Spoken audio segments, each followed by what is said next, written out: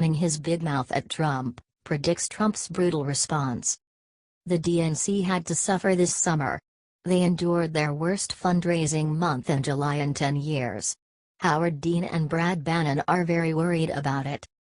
Democrats badly need Barack Obama, declared strategist Brad Bannon, adding, he offers such a vivid contrast to Trump in behavior and temperament. Advertisement. While Democrats across the nation are still whining about the Hillary Clinton shocking loss, President Donald Trump has succeeded where others have failed. The Obama presidency was one of the main contributing factors to President Trump's victory.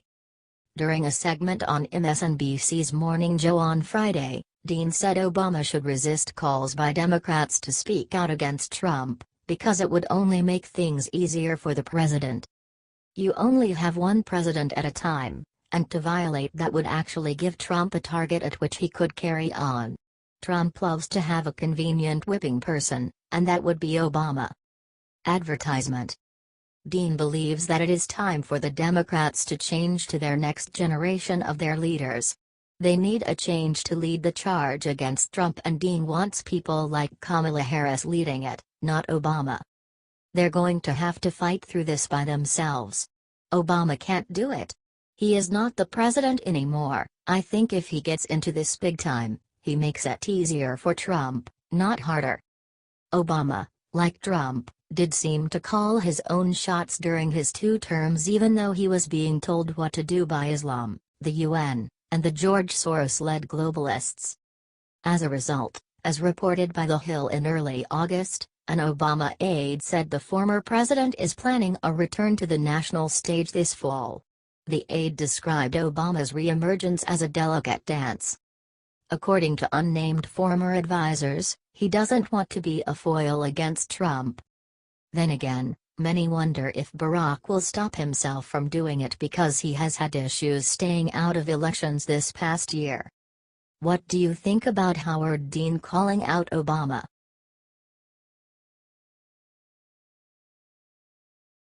Media in meltdown over Trump's pardon of Sheriff Joe Arpaio.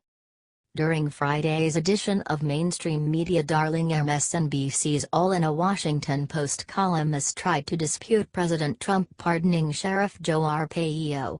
Catherine Rampell tried to say that pardoning Arpaio is an attack on the Constitution and the judicial system.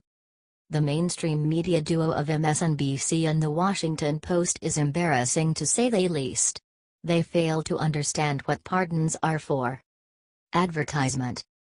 Pardons aren't for people who haven't committed crimes, and pardons aren't there just to agree with a judge's decision.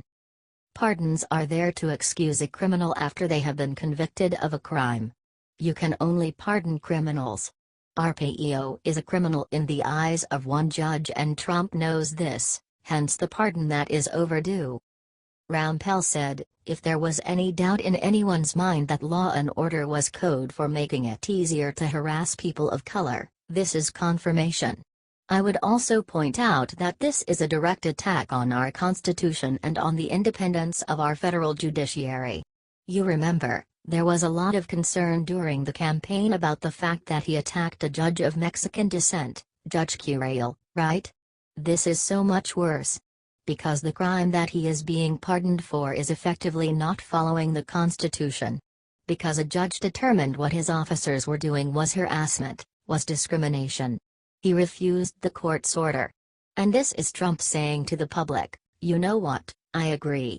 We shouldn't listen to what judges say. Advertisement. Rampell neglects any factual evidence and goes right for the race card. Arpaio didn't harass people because of color. Latinos are of Hispanic descent, making them European descendants. That makes them white.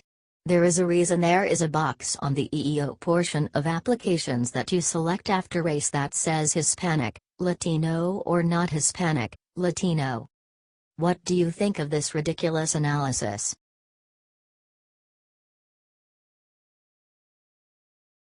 Breaking: John Kasich just chose his side and you're not gonna like it one bit. Former Trump opponent John Kasich is a reject. He gives meaning to draining the swamp. He is a career politician who wants to push globalism from the right. He is all about open borders. He wants to flood America with illegals, refugees, and openly supports opening the borders fully to everyone who wants to come in and ruin America. Advertisement. That's right, Kasich has once again sided with anti-American liberals, and has made it even easier for these wild monsters to exhume Confederate soldiers and from their graves and throw them in the river. There was a small Ohio town that dug up the bodies of Confederate soldiers and discarded their remains in a dirty lake as motivated Ohio Governor John Kasich to put forth legislation allowing other cemeteries to do the same. This is completely disgusting. It's almost visceral. We owe a great deal of gratitude to history and the brave men and women who have fought and died to make this great country what it is today, read a statement released by the governor's office. However, we are the divided people. Gone is the nation that looked past its racist, violent history in favor of that warm tale where everyone was equal and the future was bright. Advertisement. This shows who Kasich has been for a long time. If an official supports the desecration of veteran graves, that official should be removed immediately. Confederate monuments in public spaces are nothing more than grotesque reminders of the fake news that once threatened our great republic, and which threatens us again today. Let's leave memories of the Confederacy where they belong, on the internet, and reclaim this great land for more righteous mistakes and tragedies yet to come, the statement concluded. Trump and the rest of the right needs to immediately condemn Kasich. John Kasich has thrown his 2020 hopes down the drain. What do you think of this disgusting malarkey?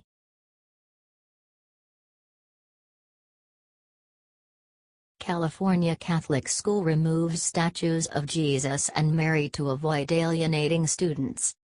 The San Domenico School, a Catholic school located in San Anselmo, California, made the decision to remove statues of Mary and Jesus in order to be more inclusive to other religions. They are now facing backlash for removing the important figures from school grounds.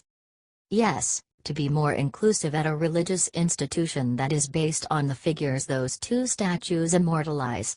Amy Skuse Cox heads up the school's board of trustees. It's not confirmed whether she's Catholic or not. She is worried about alienating potential statues. Advertisement.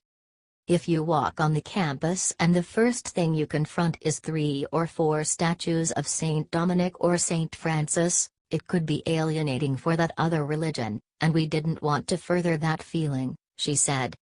Head of school Cicely Stock also believes that it makes sense because most students aren't Catholic. Well, let me enlighten Cicely Stock. People don't send their children to Catholic school because it's inclusive. They do it because it is a private and Christian values coincide with Western society. This is absolutely insane. Many parents are furious with the asinine decision. One parent, Shannon Fitzpatrick, said in an email that she wasn't very happy at all with the decision. Advertisement. Articulating an inclusive foundation appears to mean letting go of San Domenico's 167-year tradition as a Dominican Catholic school and being both afraid and ashamed to celebrate one's heritage and beliefs. In our time here, the word Catholic has been removed from the mission statement, sacraments were removed from the curriculum, the lower school curriculum was changed to world religions, the logo and colors were changed to be less Catholic, and the uniform was changed to be less Catholic. There are other families having the same concerns I do. Many parents feel if the school is heading in a different direction then the San Domenico community should have been notified before the signing of the enrollment for the following year, she later added. They tried to lessen the blow by leaving up a portion of the statues. How much, you may ask? They left up 10% of the statues. They left up 18 of the 180 statues. This is sickening and repulsive and shows the true goals of the left. They want to eradicate whites and Christians. We must fight. What do you think?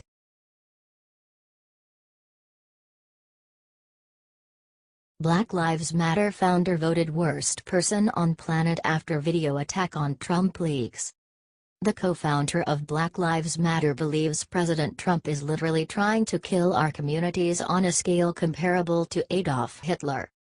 President Trump, who desegregated golf courses in Mar-a-Lago, Florida, and has been an employer of every race imaginable, is like Hitler. So, he hates Jews and wants to kill them. He wants socialism. He wants to conquer Europe and have the whole world speaking German. Advertisement. Oh wait, he doesn't want to do any of that. Let's see what she had to say. We wouldn't as a movement take a seat at the table with Trump because we wouldn't have done that with Hitler. Trump is literally the epitome of evil, all the evils of this country, be it racism, capitalism, sexism, homophobia, and he has set out the most dangerous policies, not just that impacts this country but that impacts the globe. Patricia Urs, one of BLM's 3 co-founders, told the Los Angeles Times in a Friday interview. Yes, she is serious. This is the most idiotic thing that has continued for too long. Advertisement. Trump isn't Hitler, he isn't like Hitler, he isn't a dictator. He wants less government and wants American sovereignty. He doesn't want to take over the world. He just wants America to be America. She continued. And so for us, the answer is not to sit with Trump but to resist him and to resist every single policy that he's implemented that impacts our communities, Urs said. I'm thinking about what I want my children to know in 30, 40, 50 years, and I want them to know that I resisted a president at all costs because this president literally tried to kill our communities. If she wants to be realistic, we need to stop immigration for quite a while because if it continues, Texas will flip blue and there will never be a GOP president again. So, if that's racism, then facts are racist. Share the truth about Black Lives Matter.